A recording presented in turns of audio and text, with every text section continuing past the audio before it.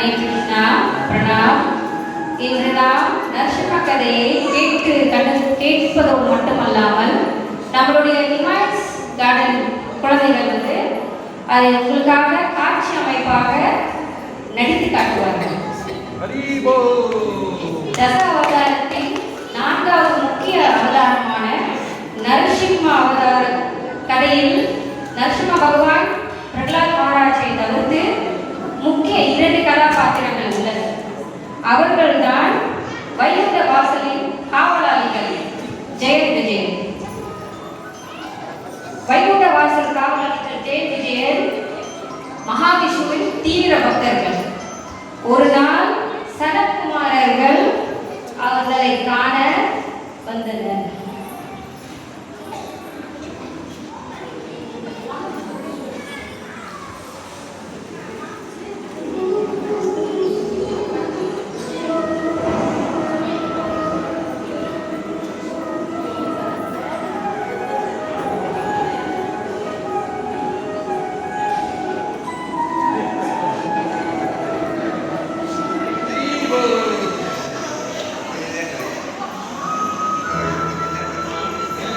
சனத்குமாரர்கள் பிரம்மாவின் புதல்வர்கள்.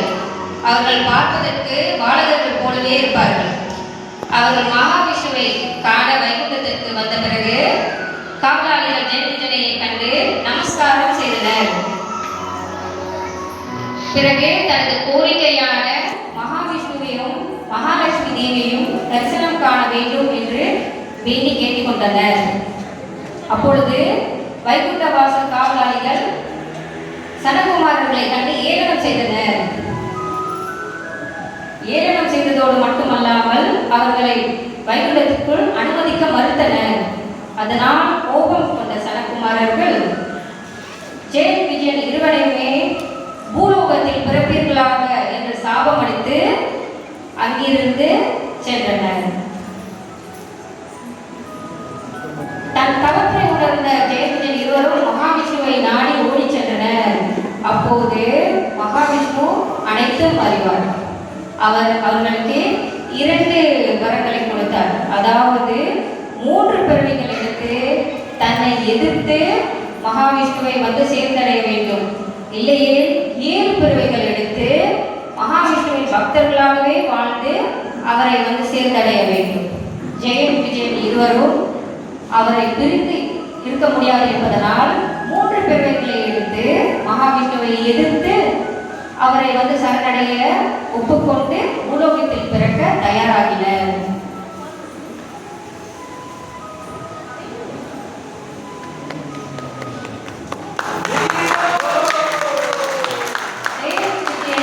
பூலோகத்தில் அசுர குலத்தில் பிறந்தனர். அவர்கள்தான் இரணியாட்சர். இரணியாட்சர் பூமி மாதாவை கடத்தி ஒளித்து கொண்டு வைத்துவிட்டார். அவரை பூமி மாதாவை கடத்தி சென்றதால் தேவர்கள் அனைவரும் மகாவிஷ்ணுவிடம் சென்று முறையிட்டனர். முறையிட்ட பிறகு மகாவிஷ்ணு வராக அவதாரம் எடுத்து இரணியாட்சருடன் சண்டை புரிந்து பூமி மாதாவை மீட்டார். இவர்தான் இரணியாட்சர். பூமி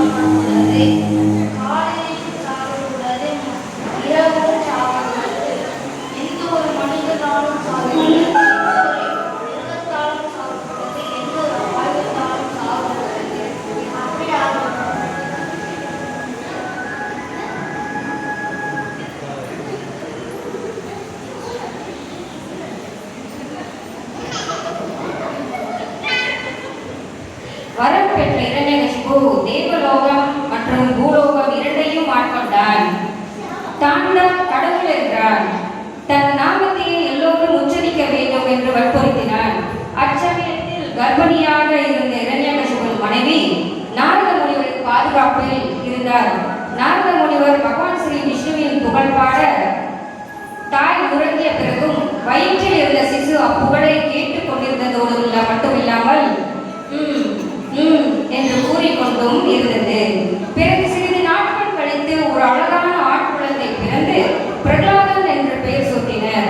பிரகலாதன் தீவிர நாராயண பக்தராக இருந்தார். குருகுலத்தில் மற்ற சிறுவர்களோடு நாராயணன் புகழை பாடி கலந்தார்.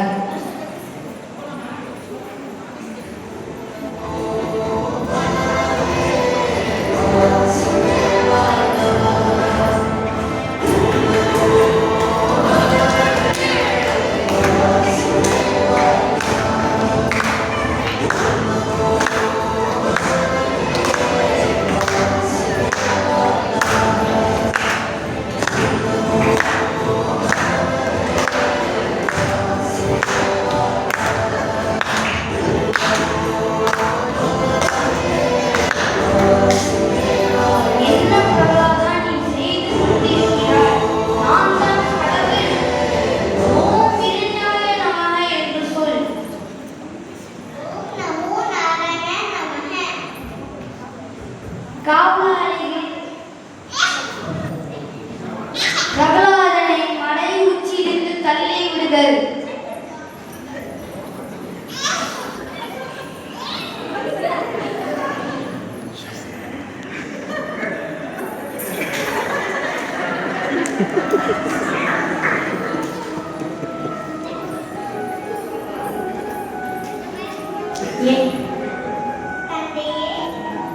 என்ன நீ